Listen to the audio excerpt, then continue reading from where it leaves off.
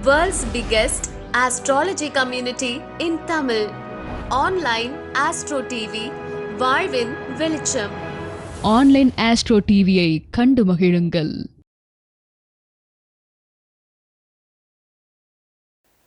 அடுத்ததாக வாழ்நாள் சாதனையாளர் விருது பெறுவதற்காக வருகை தந்துள்ள எனது அன்புக்குரிய அன்னார் சி.வி. ராஜராஜன் ஐயா அவர்கள் பற்றி சொல்லணும் அப்படின்னா, திடீர்னு ஒரு ஃபோன் கால் என்னை பற்றி பார்த்துட்டு எங்கிட்ட அப்பாயின்மெண்ட் வாங்கி பார்த்தாரு.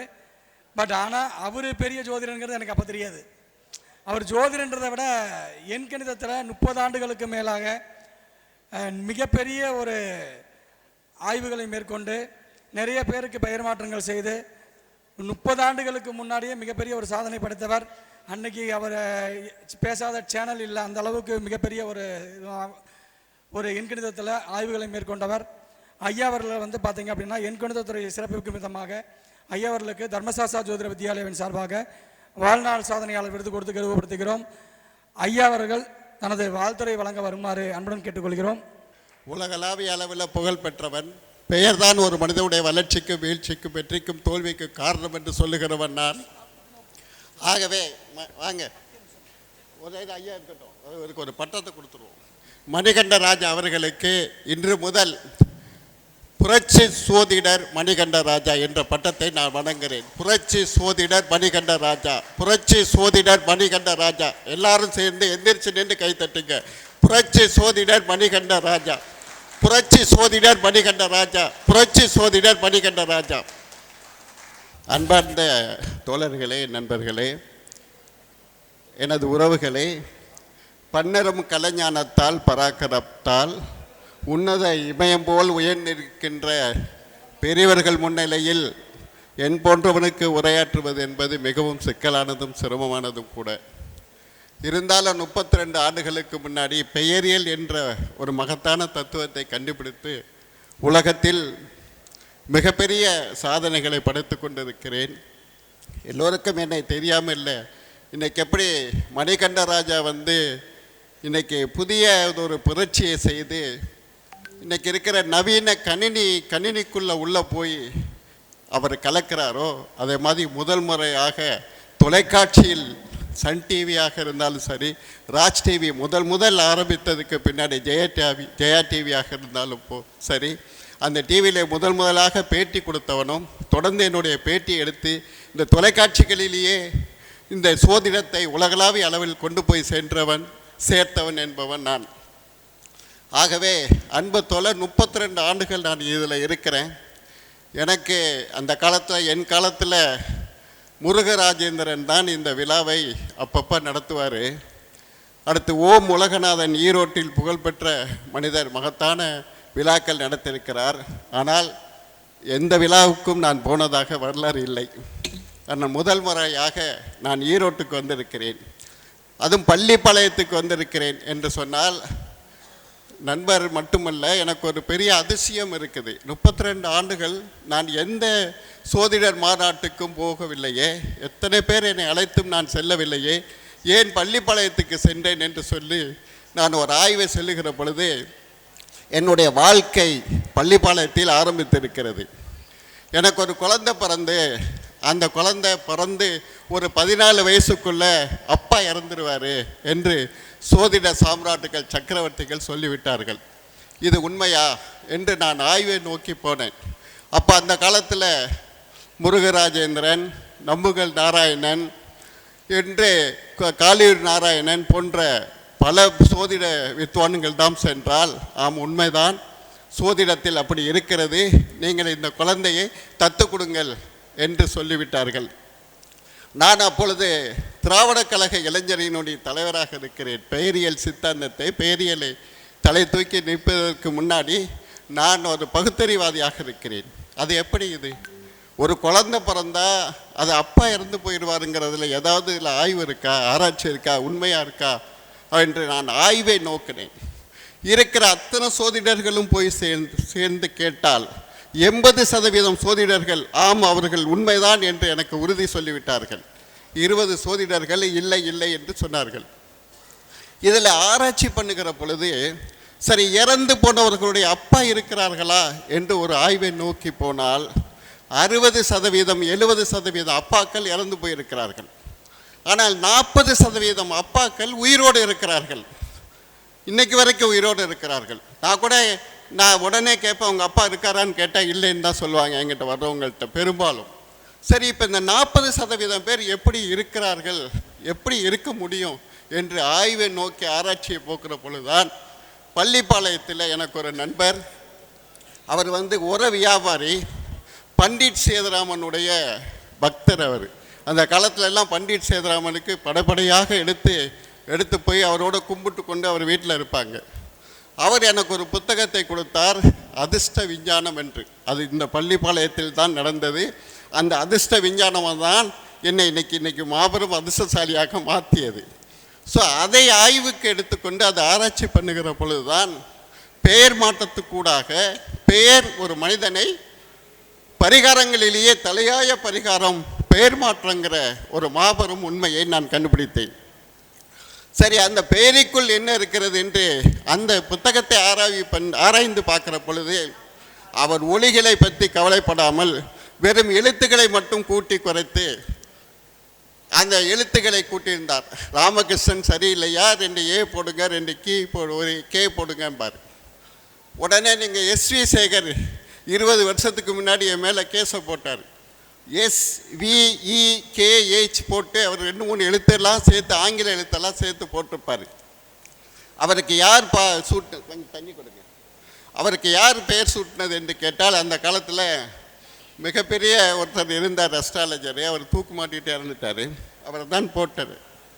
ஸோ இதில் என்னுடைய ஆய்வை நோக்கி போனால் அது எப்படி ஒரு எழுத்துக்களை கூட்டி குறைச்சா எப்படி மாற்றம் வரும் என்று என்னுடைய ஆய்வை நோக்கினேன்.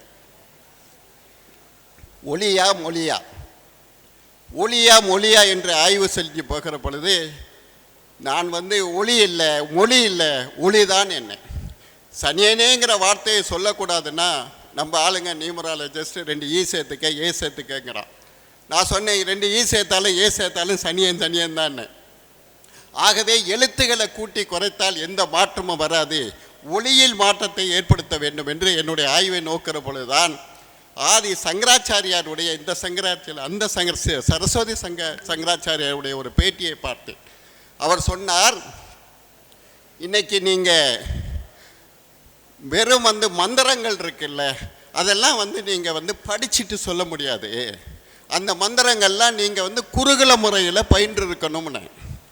அப்போ அந்த மந்திர ஒளிகள் மிகப்பெரிய மாற்றத்தை கொடுக்குது, மனித வாழ்க்கையில் ஏற்றத்தை கொடுக்கிறது என்று ஒரு பெரிய ஆய்வை நோக்கிற பொழுதுதான் சரி, இந்த சோதிடர்கள் தமிழ்நாட்டில் இருக்கிற மகத்தான சோதிடர்கள், உலகத்தில் எதை வேணாலும் சொல்ல முடியும், அவர்களால் சொல்ல முடியாத எதுவுமே இல்லை என்று எனக்கு முழுமையான நம்பிக்கை இருக்கிறது. ஆனால் சோதிடர்கள் எல்லாம் சொல்வது நடைபெறுகிறதா என்று ஒரு ஆய்வை நோக்கி போனால் சோதிடர்களுடைய வாழ்வை கெடுக்கிறதெல்லாம் இந்த ஐயர்கள் என்று கெடுக்கிறதெல்லாம் அந்த ஐயர்கள் என்று கண்டுபிடிச்சிட்டேன். ஒரு குழந்தைக்கு, ஒரு பெண்ணுக்கு கல்யாணம் ஆகலைன்னா நீங்கள் எங்கே அனுப்புறீங்க? காலாஸ்திரிக்கு திருமணச்சேரிக்கு போங்க. காலாஸ்திரிக்கும் திருமணச்சேரிக்கு போனீங்கன்னா அங்கே ஒரு மந்திரம் சொல்லணும். பலாச புஷ்ப சங்காசம் தாரகா கிரகா மஸ்தகம் ரௌத்ரம் ரௌத்ராத் மகக்கோரம் தம் கேதும் பிரணமாம் யகம்னு சொல்லணும். அந்த மந்திரத்தை ஒழுங்காக சொல்லணும். அந்த பூஜை புரஸ்காரம் பொருட்கள் எல்லாம் கலப்படமற்றதாக இருந்துக்கணும். அப்படி இருந்தால், மந்திரம் ஒழுங்காக சொல்லப்பட்டிருந்தால், பூஜை புரஸ்கார பொருட்கள் எல்லாம் கலப்படமற்று இருந்திருந்தால் அந்த பரிகாரம் நிறைவுபட்டு இருக்கும், அந்த பெண்ணுக்கு திருமணம் நடந்திருக்கும், சோதிடர்களுக்கு நல்ல பேர் இந்த உலகத்தில் வந்திருக்கும். ஆகவே இந்த சோதிடர்களுடைய வாழ்க்கையை யார் கெடுத்தது? அவருடைய வளர்ச்சி யார் கெடுத்தது? ஏனென்றால் கடவுளுக்கு சமமானவர்கள் சோதிடர்கள்.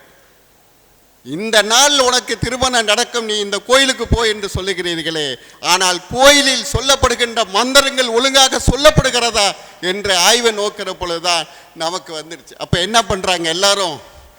இந்து மதம் சரியில்லை, இந்து பரிகாரம் பண்ணினேன் சரியில்லை, அதனால் சோசியர் சொன்னார் அவர் சரியில்லை, அதுக்கப்புறம் இந்த மதமே சரியில்லைன்னு சொல்லிட்டு எல்லாம் அல்லலோயா நோக்கி போய்கிட்டு இருந்த மக்கள்கிட்ட மத்தியில் தான் நான் வந்து கண்டுபிடிச்சேன். இல்லை இல்லை இல்லை, சோதிடவர்கள் நல்லவர்கள். இந்த நாட்டில் வந்து மந்திரம் சரியானது, மந்திரத்தை உச்சரித்தவர்கள் சரியான முறையில் உச்சரிக்கலை. அதனால் சோதிடர்கள் சொன்ன பலன் கிடைக்கலையே ஒழிய, அதன் மூலமாக இந்து மதமும் சோதிடமும் ஒன்றாக உண்டு பிணையப்பட்டு இருக்கிற காரணத்தினால இந்து மதமே சரியில்லை என்று சொல்லாதே. நீங்கள் இந்து மதத்தை விட்டுட்டு நீ கிறிஸ்துவ மதத்துக்கு போனீன்னா அங்கே உனக்கு வந்து என்ன செய்வான், ராமசாமியை கொண்டு போயிட்டு ராபர்ட்னு பேர் தான் மாற்றுவான். இன்னொரு ராமசாமியை கூட்டிட்டு போனீங்கன்னா ராவுத்தர்னு பேரை மாற்றிடுவான். ஆகவே மதம் மாற்றங்கிற பேரில் பேர் மாற்றம் தான் நடைபெறுகிறது.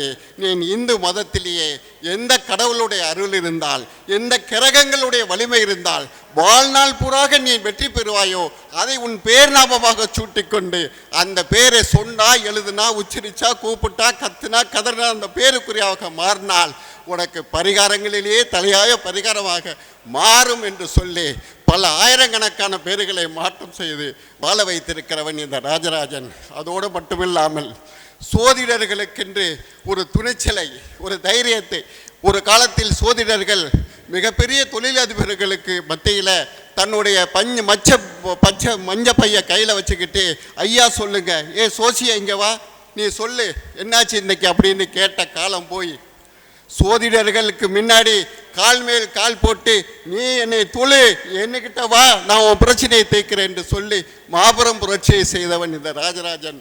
அன்பு சோதிடர்களே, அன்பு தோழர்களே, சோதிடம் அற்புதமானது, உண்மையானது. இதை விட சயின்ஸ் இந்த உலகத்தில் இல்லவே இல்லை.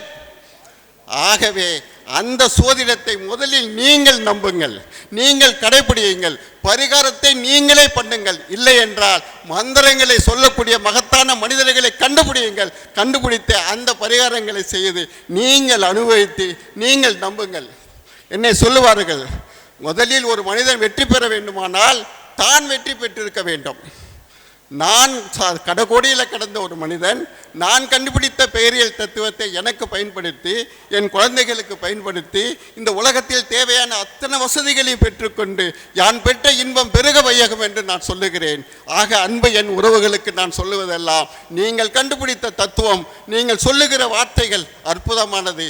அதை முதலில் நீங்கள் நம்புங்கள், நீங்கள் கடைபிடியுங்கள், உங்கள் குழந்தைகளுக்கு அதை பயன்படுத்துங்கள். சரியான பரிகாரங்களை செய்து வெற்றி பெறுங்கள். எப்பொழுதும் உங்களை நான் வாழ்த்துவேன். நன்றி, வணக்கம், வாழ்த்துக்கள். ஒரு அற்புதமான தருணம்.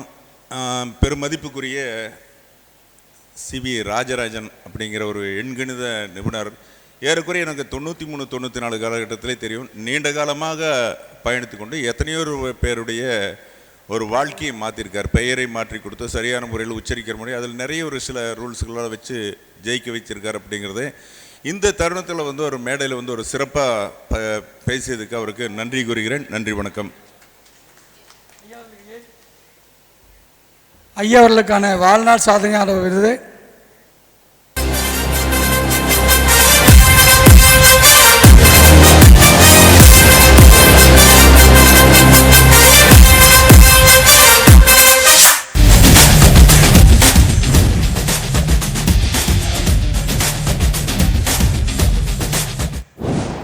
பெயரியலின் தந்தை என்ற பெருமை கொண்டவர்.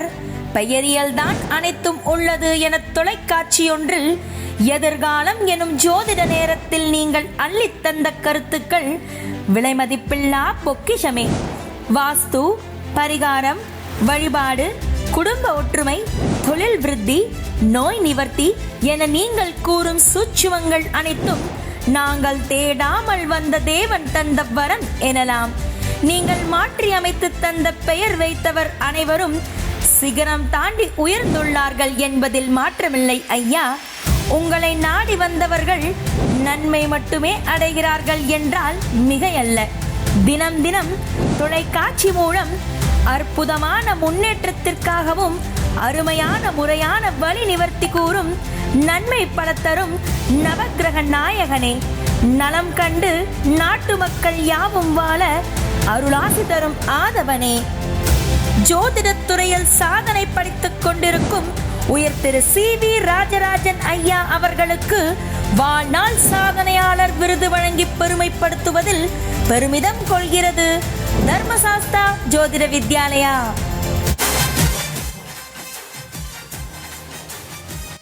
அனைத்து குருமார்களும் மேடைக்கு வருமாறு அன்புடன் அழைக்கின்றோம்.